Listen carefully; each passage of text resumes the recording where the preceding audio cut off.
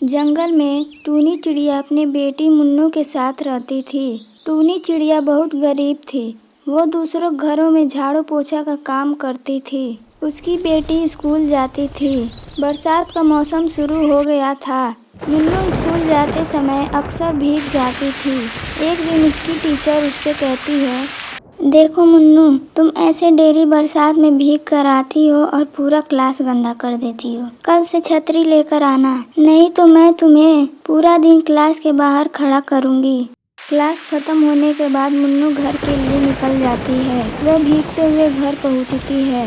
उसकी माँ अभी काम से नहीं लौटी रहती हैं। वह खाना खाने के लिए जाती है तो देखती है एक रोटी और प्याज रखी हुई है। वो उसे खाती है, तभी उसकी माँ आ जाती हैं। मुन्नू अपने माँ से कहती है, माँ, आज मुझे स्कूल में बहुत डांट पड़ी। आज मैं स्कूल भीगते हुए गई, जिसकी वजह से मैम ने मुझे बहुत डांटा और उन्होंने ये भी कहा है कि कल से अगर छतरी नहीं लाई तो मैं तुम्हें क्लास के बाहर खड़ा कर दूंगी। देखती हूँ बेटा, अगले हफ्ते से एक और घर में काम करना शुरू करूंगी। उससे जो पैसा मिलेगा तुम्हारे लिए एक छतरी खरीद दूंगी।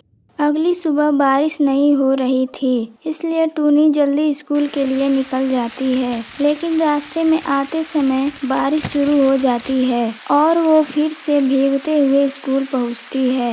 उसकी मैम उससे कहती हैं, मुन्नू, आज फिर से तुम भीगते हुए आई हो। छतरी कहाँ है तुम्हारी? मैम, इसके पास छतरी होगी तब न लाएगी।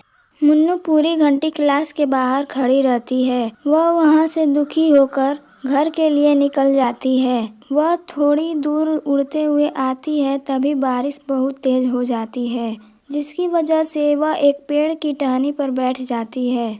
वह पेड़ पर बैठकर कहती है, अगर मैं कल भी छतरी नहीं लेकर गई तो मैम मुझे फिर से डांटेंगी और क्लास के बाहर खड़ा कर देंगी। मेरी सारी क्लास के सामने फिर से बेइज्जती होगी और माँ मुझे इतनी जल्दी छाता खरीद कर नहीं देंगी। अब मैं क्या करूँ? मुन्नू, मैंने तुम्हारी सारी बातें सुन ली है, जिसकी वजह से मुझे तुम्हारे ऊपर बहुत दया आ रही है। मैं तुम्हें एक जादुई छाता देता हूँ, जिसकी मदद से तुम आसानी से स्कूल पहुँच जाओगी। मुन्नू छाता लेकर बहुत खुश होती है और पेड़ को धन्यवाद करती है। अगले दिन से वह छाता लेकर स्कूल जाती है।